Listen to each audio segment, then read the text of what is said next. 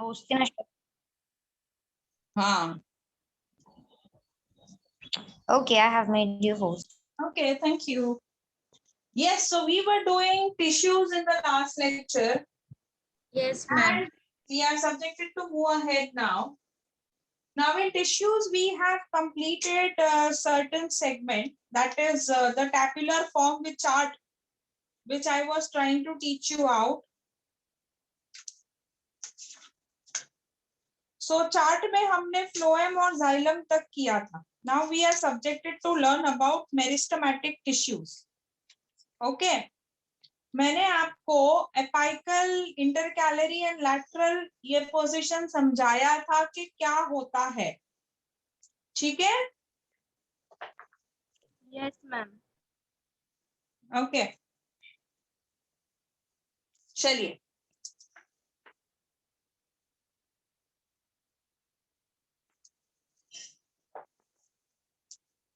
Now we start with the theoretical portion.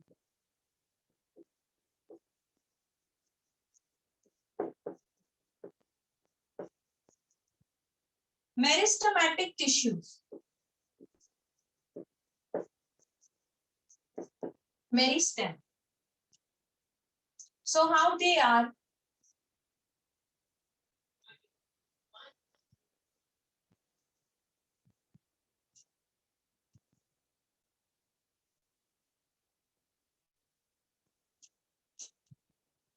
Ma'am, hexagonal shape. Yes. Hexagonal shape, but not with pointed edges.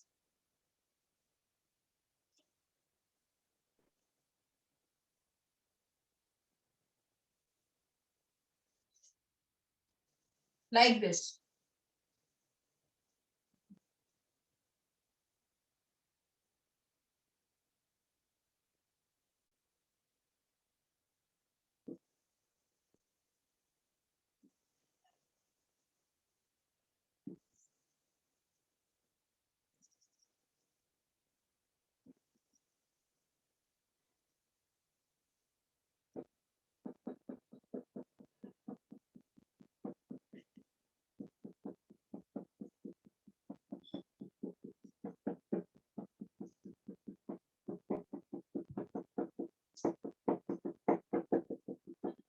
So this is how they look. Now, Ma'am, today I got my periodic test syllabus. Oh, that's nice. What's your syllabus, Rita? Ma'am, periodic test. Yeah. So what's your syllabus? Okay. Ma'am, chemistry chapter 1. Then biology chapter 5 and physics chapter 8. So I guess we are through with it. Ma'am, chapter 1 I have not done with you. You haven't? Why? Ma'am, because I have joined in May only. You joined in May? Yes, ma'am. Let's see now what provision we can make for you. Or else you can do one thing, you can go through the chapter and then you can ask me the difficulties as your tests are near. Then later on I'll explain you. Fine? Okay. Yeah. See now, meristematic tissues, when you see these tissues, their cells are similar in structure.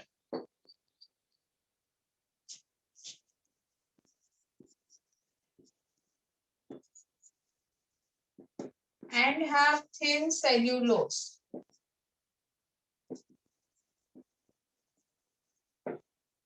Cell wall. Meristematic cells shape. So they can be spherical, they can be oval, they can be polygonal, as you can see on the upper side of the board that I have drawn polygonal. Okay, then they can also be rectangular. It all depends on where they are placed actually, whether they are in apical zone, lateral zone. So where they are in, according to that, their structure will differ. Then comes, you can see that there are no spaces between the cells. So we can say that meristematic cell, they are compactly arranged.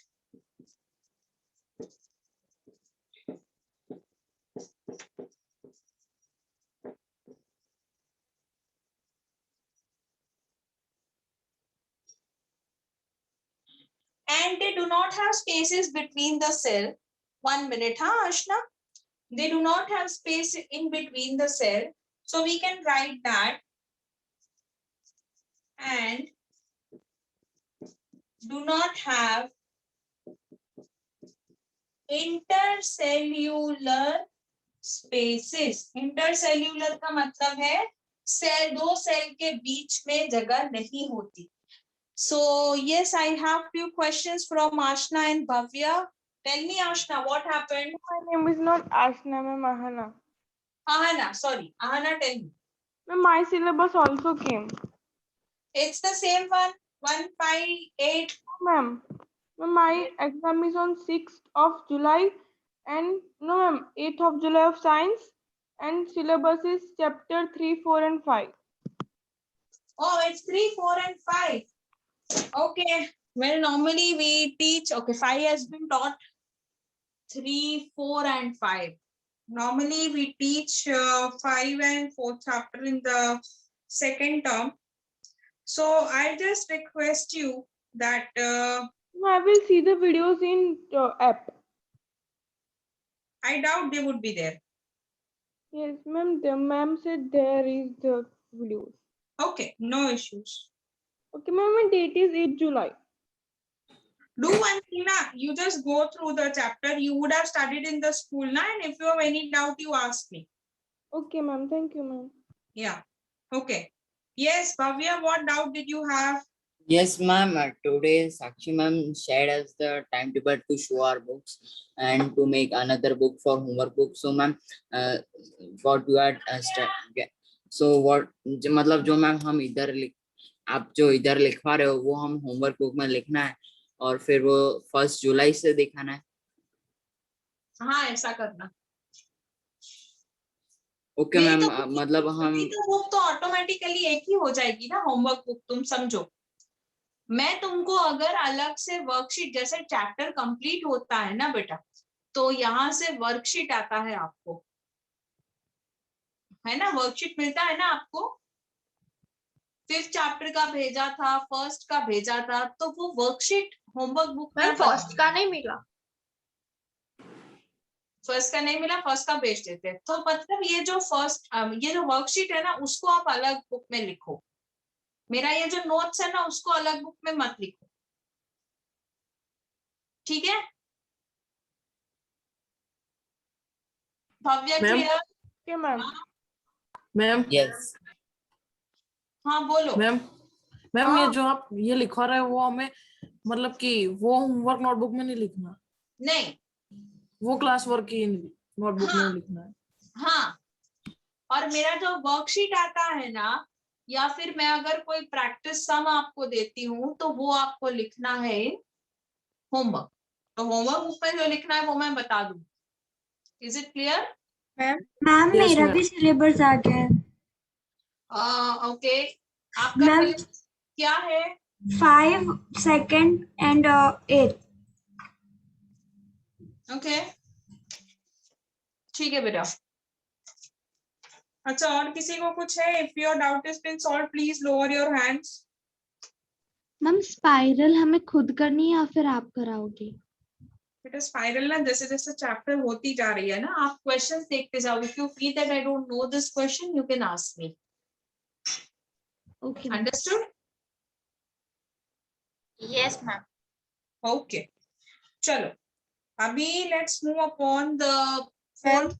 हाँ बेटा. Ma'am तो worksheets के लिए अलग notebook बनानी है और आप जो होमवर्क देते हो वो इसी नोट्स वाली बुक में लिखना है. यस. और मैम स्पाइरल के लिए भी अलग बुक बनानी है. आप जो अलग बुक बना रहे हो ना, उसमें आप एक काम करो, 2 सेक्शन बना दो. एक स्पाइरल का, एक वर्कशीट का, ठीक है। मैम ऐसा सब में करना है, अलग अलग नोटबुक बनानी होमवर्क ना की? सब में नहीं, मेरे में ही। सब में आप प्रेफरेंशियली जो आपके कंसर्न टीचर्स हैं आप उनसे पूछ सकते हैं बेटा। मेरे में क्या है ना, मतलब इतना जरूरत नहीं पड़ेगा। I know how my worksheets are. मैं ज्यादातर आपको इसी में कवर करवा लेती हूँ, जो हम क्लास वर्क में लिखते हैं ना उसी में। इसीलिए we don't need to waste pages. अलग से बुक बनाना है, लेकिन सिर्फ उसमें वर्कशीट और आप स्पाइरल डाल सकते हो। 2 सेक्शन में डिवाइड कर देना उस बुक को। क्लियर है अभी सबको? मैम हाँ मैम मेरा मंथली सिलेबस, मंथली एग्जाम का सिलेबस है चैप्टर 2, उसमें इनमिसिबल लिक्विड्स तक की है और बायो में चैप्टर 5 तक है। ओके, हमारा चैप्टर 2 हो गया ना? Yes. Yes ma'am. Yes, ma'am. ठीक है। आपको उसके क्वेश्चंस मुझे करवाने बाकी है, तो एक काम करते हैं, पहले हम मेरिस्टेमेटिक टिश्यू पढ़ लेते हैं, फिर मैं आपको उसके ना इंटेक्स क्वेश्चंस जो है ना ब्लू वाले, वो करवा देती हूँ, ठीक है। आपने उसकी वर्कशीट भेजी है? मैं अब भेजूंगी ना, अभी लास्ट लेक्चर में ही खत्म हुआ ना बेटा, लास्ट टू लास्ट में। So I will send it now. पहले मैं क्वेश्चन तो करवा दूं, वर्कशीट दे दूंगी, लेकिन क्वेश्चन आपको नहीं आएंगे तो क्या करोगे? Okay ma'am. हाँ, तो पहले मुझे क्वेश्चन आज करवा लेते दो, ठीक है। चलो अभी back to meristematic tissue. Meristematic tissue के 3 पॉइंट्स हम देख चुके हैं। चौथा पॉइंट क्या है कि मेरिस्टेमेटिक टिश्यू ना they are found in abundance, ठीक है। They are in abundance. Fifth point I'm writing over here. Meristematic tissue contains few vacuoles or no vacuoles.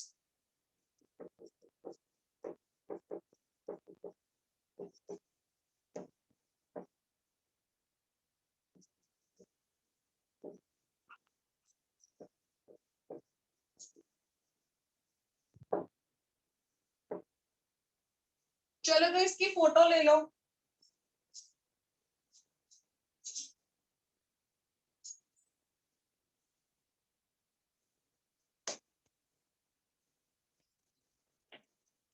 Photo ले ली? Ma'am, can you please explain third point? Do not intercellular spaces. Yeah, I explained that बेटा। सी, ये जो space है ना, अब अगर ये ऐसी होती,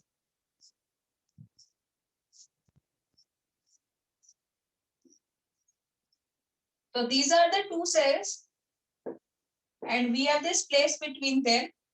This place is known as intercellular space. But as you can see here, just one line is there. There is no space. That means we say कि intercellular space नहीं है इनके बीच में. Intercellular space is the space between two cells. Got it? Okay, ma'am. Yeah. Ma'am, will you explain fourth point? Abundance मतलब बेटा ये जो layer होता है ना मेरिस्टेमेटिक टिश्यू का, उसमें बहुत सारे सेल्स प्रेजेंट है, ये वाले। Abundance is too much. You got it? Are we clear now? Yes, ma'am. Yes, ma'am. Okay, I'm rubbing the border. And ma'am, what is the reason behind they are not having vacuoles? Okay, it contains few vacuole. Okay, meristematic tissue, beta, what happens? They are not the permanent cell, right? And again, they don't have xylem and phloem as well. So vacuole is like, you know, a storeroom normally to store the things. But as they are very basic cells, they don't need to store anything. And they are also such that अगर एक बार मर गए तो दूसरी बार create भी हो जाएंगे.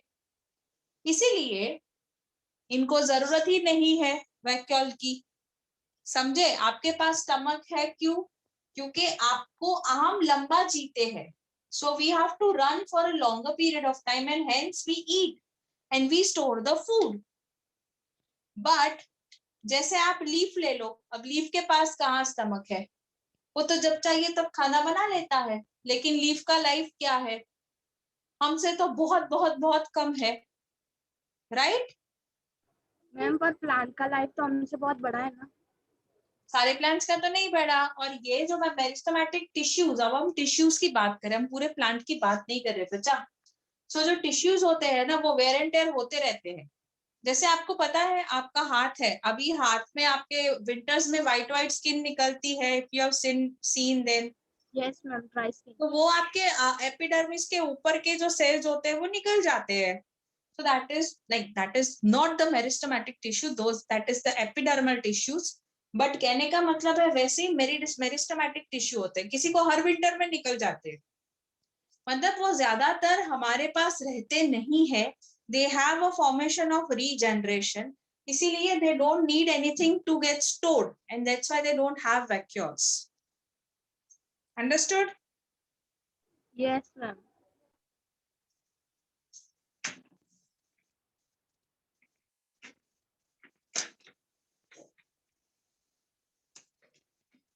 Let's talk about their function. अच्छा, मेरिस्टेमेटिक टिश्यू कहाँ होते हैं, जरा बताइए आप लोग। मैम उस पार्ट में जहाँ पे ना रिप्रोड्यूस हो सकता है। ये पार्ट के नाम भी है। यस मैम, एपिकल, हाँ, lateral and intercellular. Very good. So meristematic tissue का अकरेंस अगर पूछा जाए तो आपको पता चलेगा ना, ऐसा क्वेश्चन पूछा है कि in which part of the plant meristematic tissues occur, तो आप लोग लिख पाओगे? Yes ma'am. Very nice, very good. चलो Okay. Let's move. अभी बात करते हैं फंक्शन की। अच्छा, ये करते क्या है? What does meristematic tissue do? Ma'am reproduce. Reproduce. बहुत सारे फंक्शन है, एक नहीं है। Okay ma'am. First, they act as parent tissue from which other tissues develop.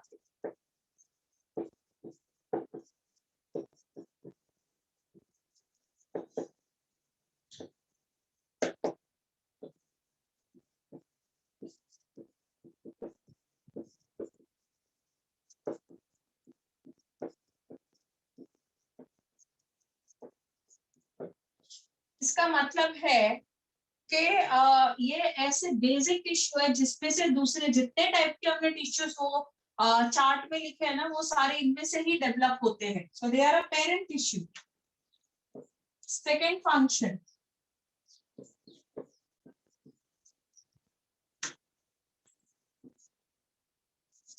ये आपको लिखना है, लेकिन समझने के बाद I give you time and then you will write it, because this is the important part. That's why these tissues take part in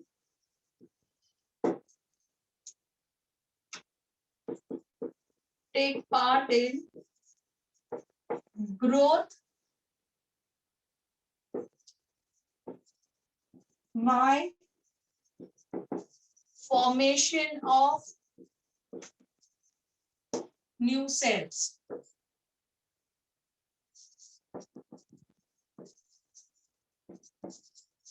With the help of meristematic, अच्छा meristem ही लिख देते हैं।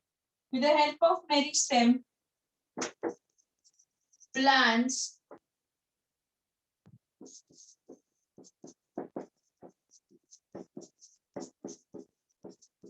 continue to produce new leaves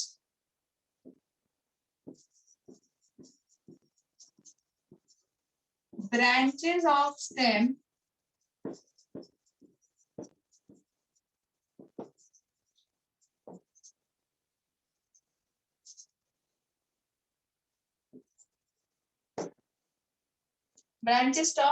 and root, flowers के बाद fruit,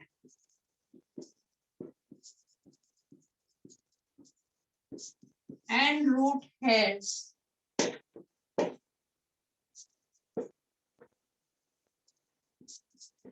I'll explain each and every point of it. The place of injury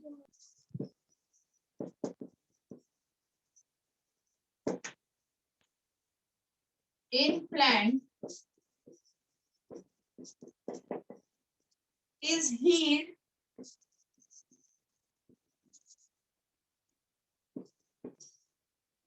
by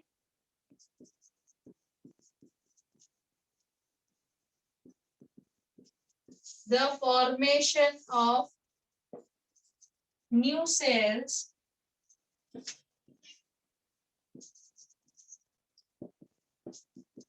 by meristem.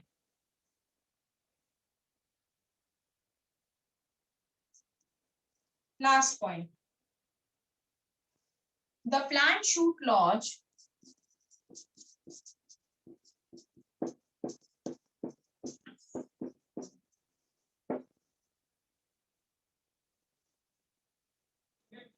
or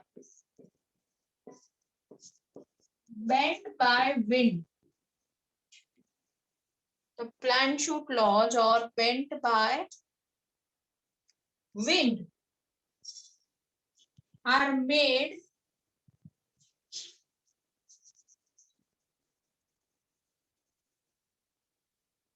to grow upright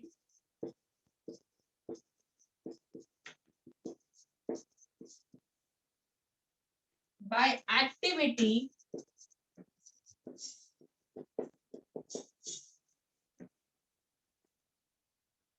of intercalary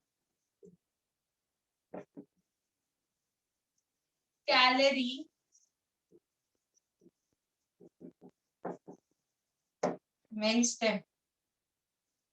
See, I'll explain all of them. So please be focused over here. First, पेरिस्टेम एक parent tissue है. यहाँ पे parent tissue is important word. Parent tissue है जिसमें से दूसरे सारे tissues जो हमने पढ़े थे जैसे aerenchyma, parenchyma, sclerenchyma, collenchyma, chlorenchyma, all these tissues are being developed from meristematic tissues और इसीलिए उसे कहते हैं parent tissues. Next comes these tissues take part in growth by the formation of the new cell. अगर कहीं पे growth हो रहा है जैसे apical, lateral या कहीं भी, तो ये meristematic tissue are responsible for the growth. Third is with the help of meristem, plants continue to produce new leaves. अब ये meristematic tissue अब हमको पता है कितनी जगह है. So plant का growth इन्हीं की वजह से होता है. अब प्लांट में ग्रोथ का मतलब क्या होता है? Formation of the leaves, branch of stem, roots को बनाना, फ्लावर्स को ग्रो करना, फ्रूट्स को एंड रूट हेयर्स को. देन फोर्थ, अगर प्लांट में कहीं भी इंजरी होती है, अगर प्लांट में जैसे हम फ्लावर तोड़ देते हैं तो प्लांट को तो इंजरी ही हुआ ना, तो वहां पे फिर से फ्लावर आ जाता है. अब वो कैसे आता है? ताकि ये जो मेरिस्टेमेटिक सेल है ना वो इंजरी को कवर करके फिर ग्रोथ एक्टिवेट कर देते हैं. और इसी की वजह से क्या होता है? Due to this reason meristematic cell help in growth as well as formation of the new cell, especially to those places where injury has been done. Last point is the shoot. The shoot bent by the wind or locked by the wind are made to grow upright. अब कई बार क्या होता है, plant है, तो plant को आप देखते हो ना, तो मान लो ये प्लांट, दिस इज स्ट्रेट. अब ये ऐसा होता है विंड की वजह से, फिर ऐसा आता है, विंड आई ऐसा हुआ, फिर ऐसे आया, तो ये जो ऊपर आता है स्ट्रेट हो जाता है ना वापस से, ये होता है with the help of intercalary meristem. So these are the functions of meristematic tissues. किसी को किसी में भी किसी पॉइंट में डाउट है तो पूछ सकता है. मैम थर्ड पॉइंट समझ नहीं आया. एक मिनट, एंड यू में स्टार्ट राइटिंग. हाँ, थर्ड पॉइंट नहीं समझ आया? Yes, ma'am. With the help of mainstream plants, continue to produce new leaves, branches, and stem and root flowers, fruits, and root hair. When you pluck a flower बेटा, आप एक आपके घर में रोज का प्लांट है, ठीक है, अब रोज आपने ले लिया, right, you plucked it of, तो फिर वहां पे दूसरा रोज आएगा या नहीं आएगा? मैम आएगा। आएगा। तो ठीक है, आपने जब प्लग किया तब प्लांट डैमेज हुआ, प्लांट टूटा बेटा, यस मैम। राइट। तो जो नया प्लांट आता है, जो नया आता है, वो होता मतलब नया रोज that comes out of meristem. दूसरा कि हमको पता है प्लांट जब ग्रो होता है, राइट, तो उसमें नए नए फ्लावर्स आते हैं, फिर गिर जाते हैं, फिर नए फ्लावर्स आते हैं, फिर नए लीव्स आते हैं। तो ये नए नए कहाँ से आते हैं?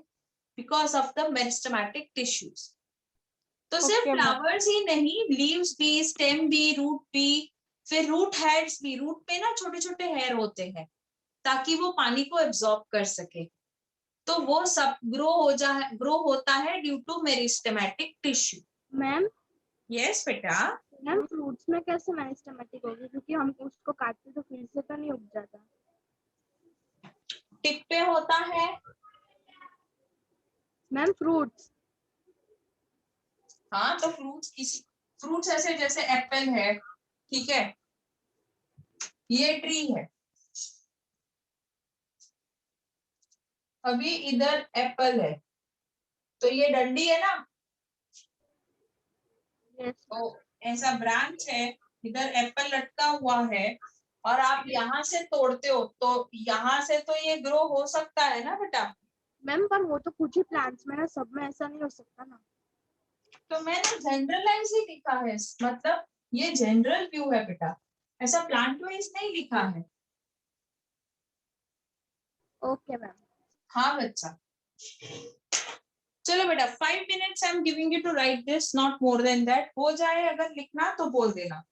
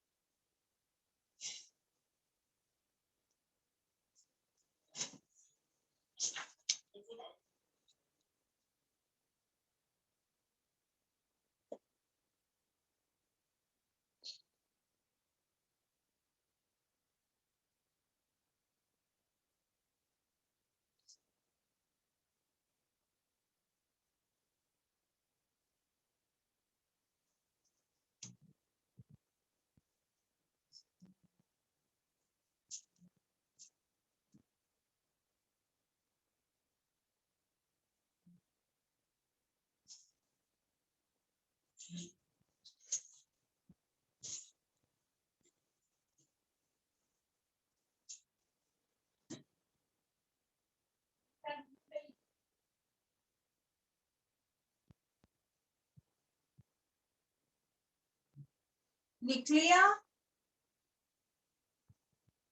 मैम 4th पॉइंट पर ma'am 1 minute. Yes ma'am. Okay,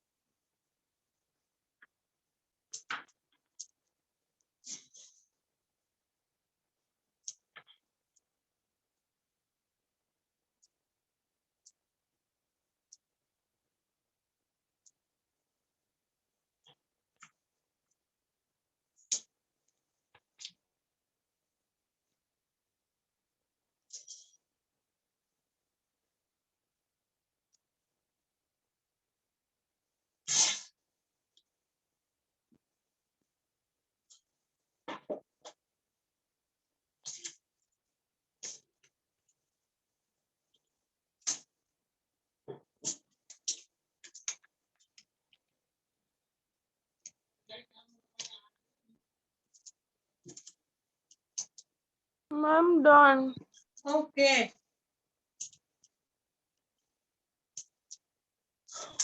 If you have written, then please take out your textbook. That's chapter number 2. And directly come on page number 15. 1515. Rest of you, have you written? Should I rub the board, beta? Yes, ma'am. Yes, ma'am. Okay. After this, Ma'am, open page number 15. हाँ beta, 1 minute. See, after this, I'll be explaining you specifically कि ये जहाँ पे present है, जैसे पाइकल में present है, मेरी इंटरकैलरी में present है, लैटरल में present है, मेरिस्टेम, तो वहां पे क्या करते थे.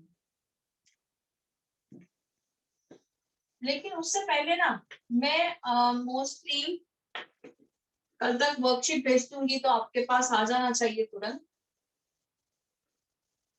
तो आप लोग एक काम करना, फिर वो वर्कशीट को कर लेना सॉल्व चैप्टर 2 का. उससे पहले मैं आपको इंडेक्स क्वेश्चन करवा देती हूँ चैप्टर 2 के.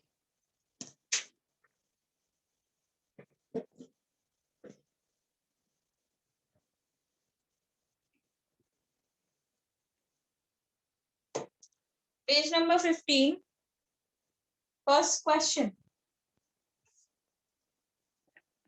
Okay. My first question is, what is meant by substance?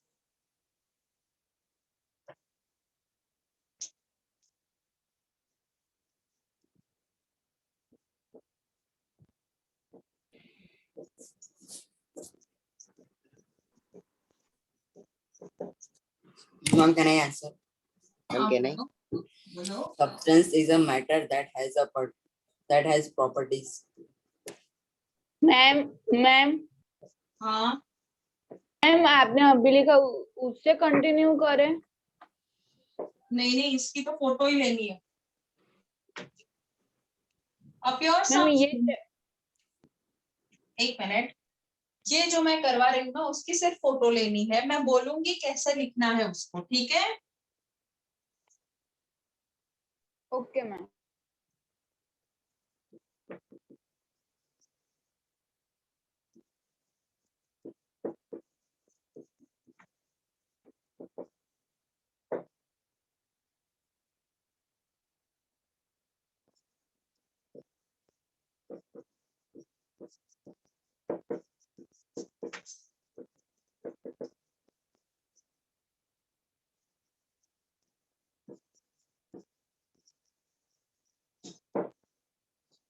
A pure substance consists of a single type of particles, and we can say that the substance is a pure single form of matter.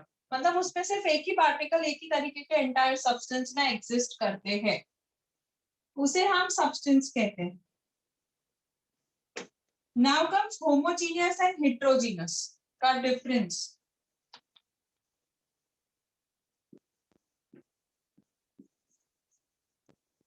अभी ये जो questions मैं लिखवा रही हूँ ना, आप लोग एक काम करना, अपना जो अलग आप जो बुक बना रहे हो ना, ये उसमें लिख देना. समझ गए? मैं स्पाइरल में. हाँ, मैंने बोला ना बेटा, जो मैं वर्कशीट के लिए आपको बुक बनाने को बोल रही हूँ ना, जिसमें आप मेरी वर्कशीट्स लिखोगे, वो बुक में ये लिख लेना, Intex questions. First is uniform composition, मतलब सब जगह एक ही जैसा होगा और ये सब्सटेंस ट्रांसपेरेंट होंगे. इसके पास क्या होगा?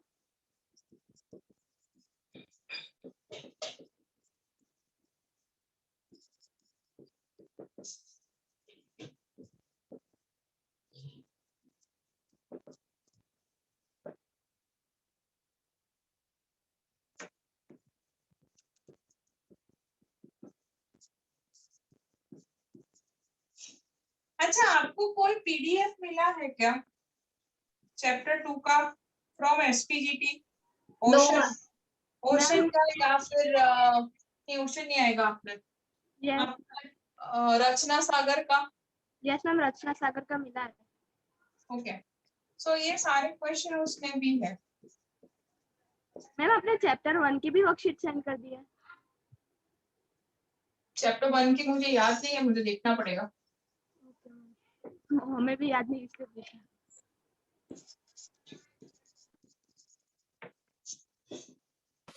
मैम शायद से वो नहीं भेजी आपने। हाँ मैं देख लेती हूँ बेटा।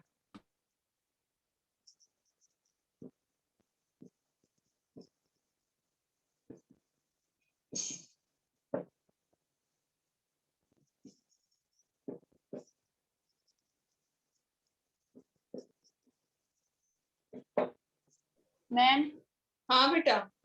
मैम आपने वर्कशीट भेज दी है। नहीं भेजी है मैम, नहीं मिली है। अच्छा, आप कौन सी ब्रांच से हो जिसको मिला है? घाटोरिया ब्रांच। ओके ठीक है बेटा, I check it from my end and I let you know. क्या नाम है आपका बच्चा? Arya Patel. Okay Arya, thank you so much. चलिए first question is what is meant by substance, वो मैंने बता दिया। Second question is difference between homogeneous and heterogeneous mixture. तो एक यूनिफॉर्म कंपोजिशन होती है, जैसे आपने शुगर सोल्यूशन देखा है, एकदम क्लियर है, हमको पता ही नहीं चलता इसमें शुगर कहाँ पे है और पानी कहाँ पे है unless and until we test it. अब हेटेरोजेनस की बात करते हैं तो यूनिफॉर्म कंपोजिशन नहीं है, ग्लास में ही तुरंत हम बता सकते हैं कि हाँ भाई इतनी सैंड है और इतना पानी है, ठीक है, तो उसे हम हेटेरोजेनस कहते हैं, जो एक दूसरे में डिसॉल्व नहीं होते हैं। Are you clear? Yes okay, now let's move on to page number 18। Ma'am photo click कर लें। हाँ कर लो ना बच्चा। अब उधर भी लिखा है differentiate between homogeneous and heterogeneous mixture with example, तो बेटा इसमें भी वही आंसर आएगा जो सेकंड में है, तो सेकंड एंड थर्ड का आंसर सेम हो जाएगा। मतलब सेकंड जो आंसर यहाँ का लिखा है और 18 नंबर के पेज पे फर्स्ट क्वेश्चन है, वो दोनों का आंसर सेम है। Are we clear? Yes yes ma'am. Next question is how are sol solution and suspension different. आपको पता है मैंने इन तीनों की आपको प्रॉपर्टीज लिखवाई है। हाँ ma'am. Size of the sol मतलब कोलॉइड बोलते हैं बेटा, तो कोलॉइड सॉल्यूशन एंड सस्पेंशन, जो उनकी साइज है, कौन सा स्टेबल है, कौन सा लाइट स्कैटर करता है, which particles can pass through filter paper, ये सब मैंने लिखवाया है। मैम हाँ जी मैम आप एक बार टिंडाल इफेक्ट समझा दोगे, मुझे नहीं पता चल रहा है। हाँ वो मैं समझाती हूँ बेटा, पर पहले हम ये कंप्लीट कर ले बच्चे। ओके हाँ जी, तो ये आपको पता चल गया, ये तीनों तीन की जो है ना उसको डिफरेंस फॉर्म में ला दो और लिख दो, ठीक है। नेक्स्ट कम्स टू पता नहीं चला क्या करना है। अरे बच्चे जो वहां पे कैरेक्टरिस्टिक मैंने लिखवाई थी ना, characteristic of colloid solution and suspension, yes so you would have written it in like this na, point wise 1 point 2 point 3 point 4 point, right?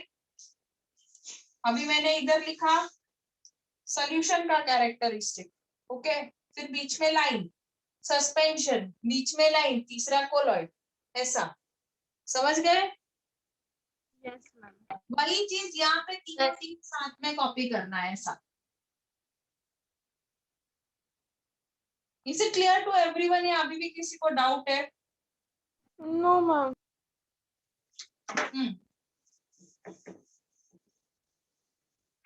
Okay. Now next we have some to make a saturated solution of 36 gram of sodium chloride dissolved in 100 gram of water at 293 K. Find the concentration or temperature. चलो इसको आप लोग solve करो।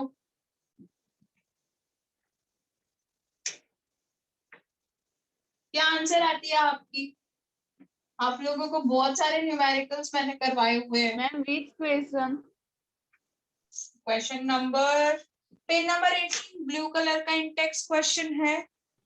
Ma'am question 3। Question number 3।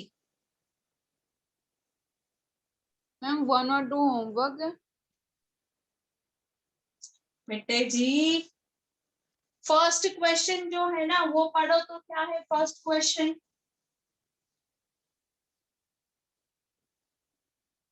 Ma'am समझ रहे हैं, आपने अभी लिखा है वही सेम है फर्स्ट। हाँ और सेकंड क्वेश्चन भी मैंने लिखवा दिया है आपको, तो उसको डिफरेंशिएट के फॉर्म में ला दो, बीच में लाइन ड्रॉ कर दो और तीनों तीन के कैरेक्टरिस्टिक लिख दो, ऐसा बोला बेटा। समझ में आया या नहीं आया? मैं बोर्ड पे बता दूं आपको? मैम आ गया। अच्छा चलो अभी थर्ड नंबर में चलो सॉल्व करो, क्या आएगा आंसर?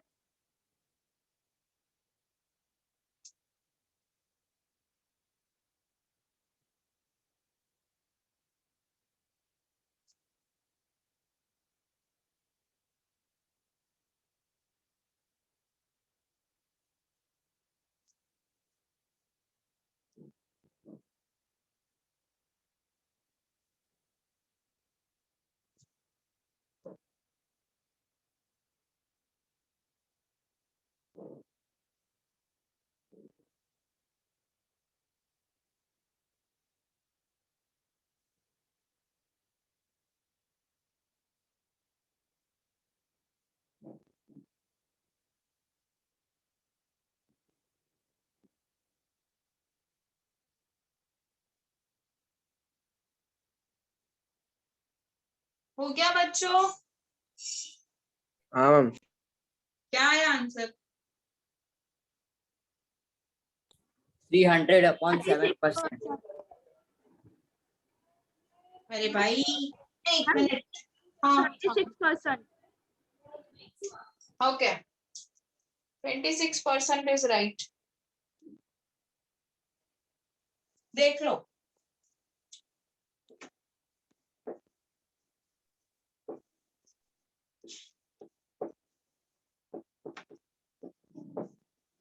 सोडियम क्लोराइड सॉल्यूट बन जाता है,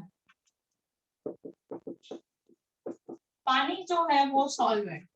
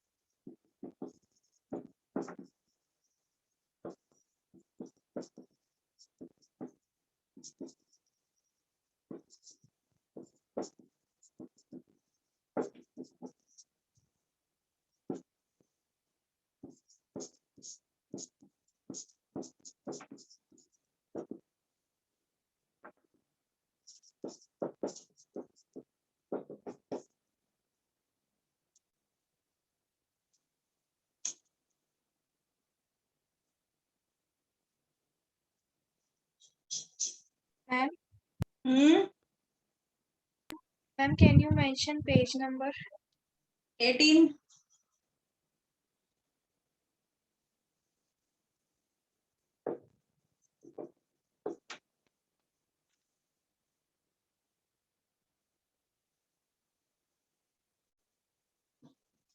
अभी समझ आ गया बेटा कहाँ पे मिस्टेक कर रहे थे आप लोग?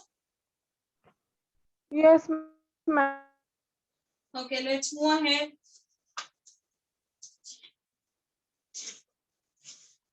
Okay, so now straight away let's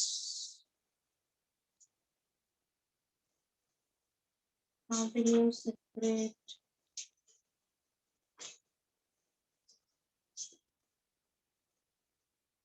अभी कौन सा पेज नंबर पे है? 20 पेज नंबर 24 हाँ,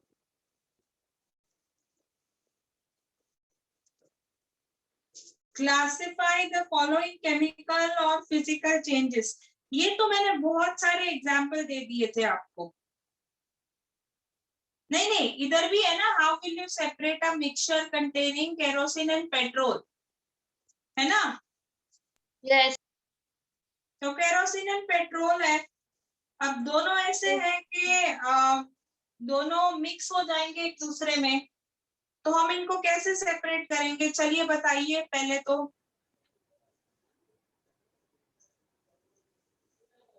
ma'am ma'am kerosene is also it will float, yes so we can take up from upper side. देखो, actually kerosene and petrol, they both have low boiling point, but if you have to compare the boiling point of these two, then petrol comparatively has a low boiling point as compared to kerosene. Okay, but you need to tell me that by which method we are going to separate those two compounds. Fractional distillation. It's not fractional distillation, it is Distillation. distillation. Absolutely right. Simple distillation will work, beta. ठीक है, चलो तो फिर आपको distillation method already दी हुई है text book में, and you can draw the unit जो पेज नंबर 21 पे है, जहां पे एसीटोन एंड वाटर लिखा है, वहां पे आप लिखोगे petrol, mixture of petrol and kerosene. Okay, now next comes, name the technique to separate butter and curd. Butter and curd किससे सेपरेट करेंगे?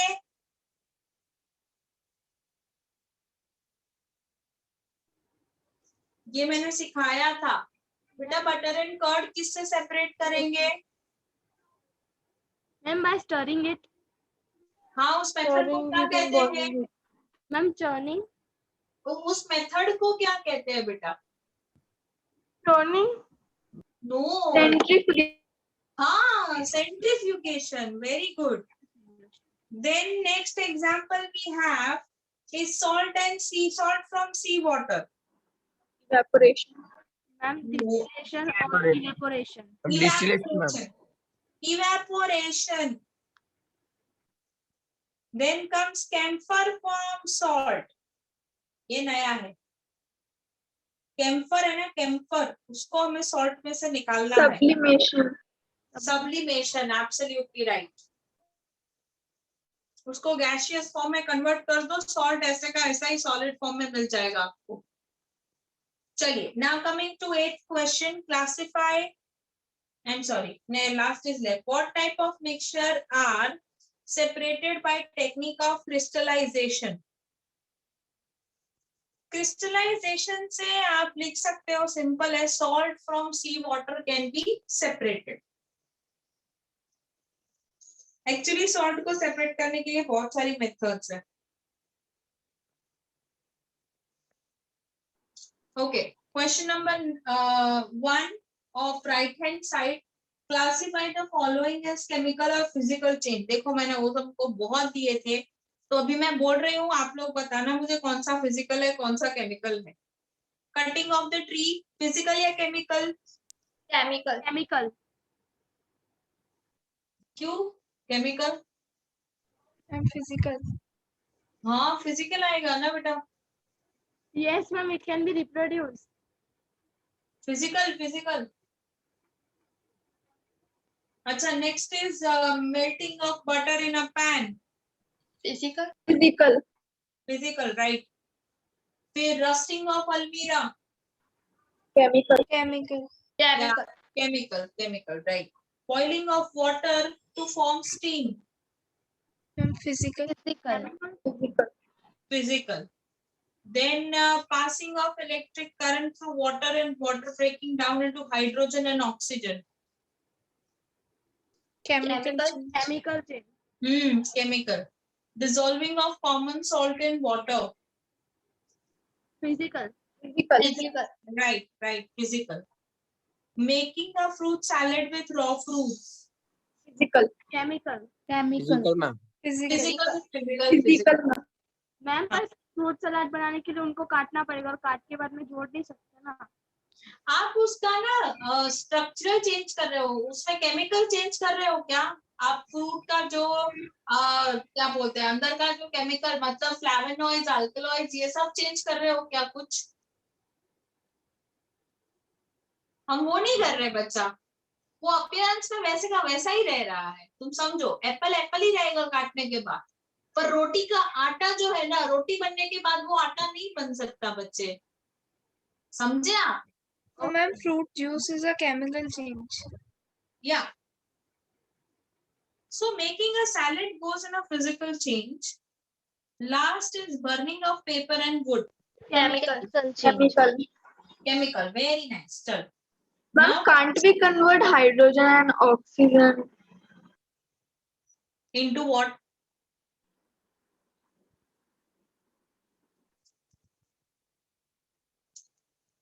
I didn't get your question.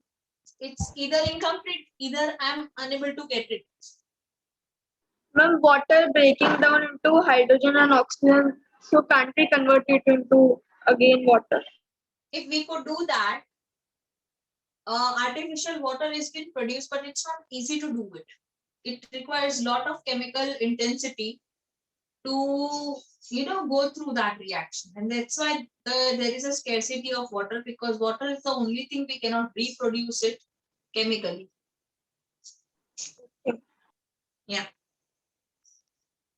Okay. Try segregating the things around you as pure substance and mixture. अच्छा मैं example देती हूँ, तीनों के example, मतलब तीन एग्जांपल दोनों के देती हूँ। प्योर सब्सटेंस है ना, तो वाटर है, शुगर है, गोल्ड है, ब्रेड है, तो ये सारे प्योर सब्सटेंस। मिक्सचर ले लो, milk, air, steel, plastic, paper, ये सब मिक्सचर है।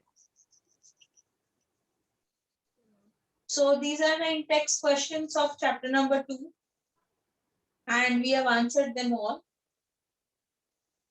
अभी मैं आपको कल तक भेज दूंगी शीट आपकी, तो आपका क्लियर हो जाएगा। ओके मैम, ठीक है, चलो अभी बैक टू फंक्शन। मैंने बोला था मैं आपको एपाइकल, लेटरल और इंटरकैलरी बताऊंगी। अब जो एपाइकल होता है ना बेटा, तो apical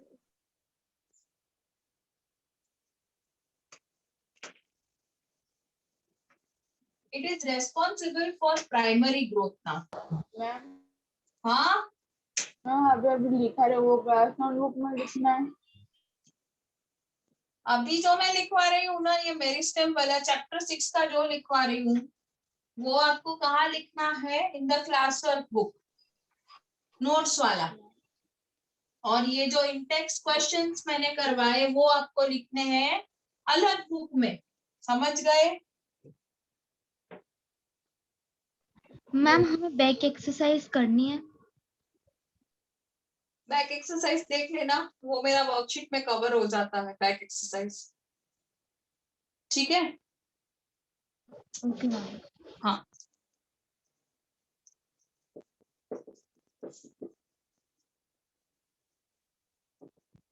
apical meristem is responsible for primary growth. Primary growth तुम जब बोलते हो तो उसका मतलब क्लास नोटबुक में लिखना है। अरे यार कितनी बार बताने का? Where are you all lost? Chapter 6 का जो भी लिखवा रही हूँ इन क्लास वर्क, चैप्टर 2 का इंटेक्स्ट क्वेश्चन जो अभी करवाया in separate homework book. Got it? Yes, ma'am. Spiral in homework book. Make 2 section. Spiral का वर्कशीट प्लस इन टेक्स्ट क्वेश्चन साथ में लिखोगे। Are you clear now? Yes, ma'am. Yes, ma'am.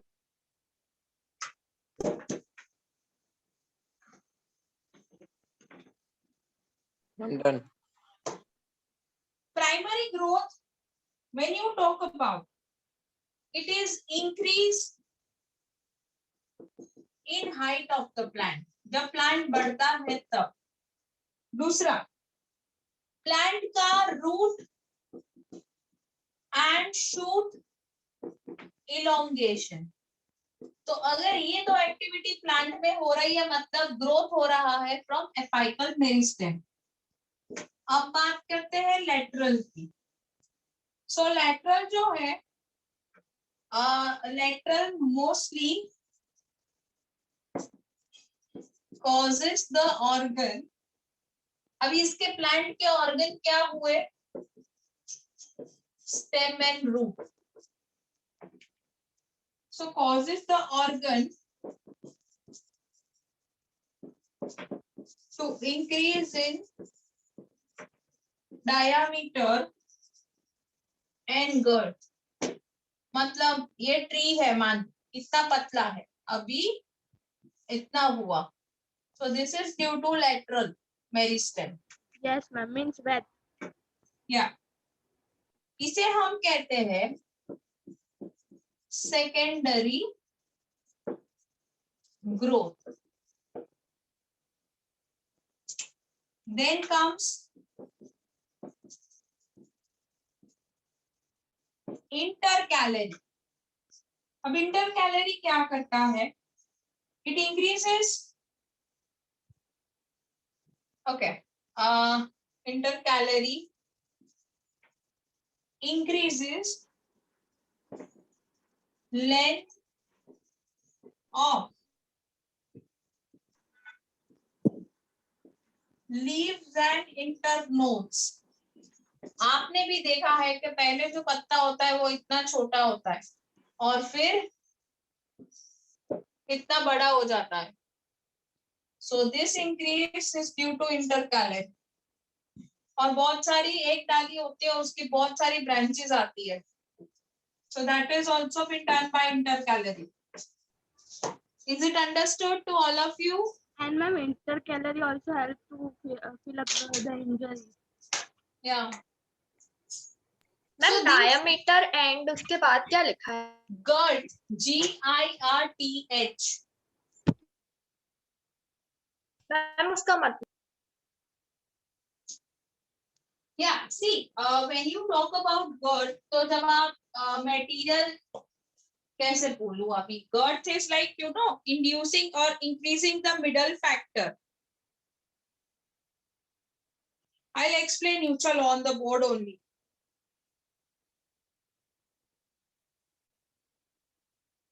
आप पहले ना इसकी फोटो ले लो.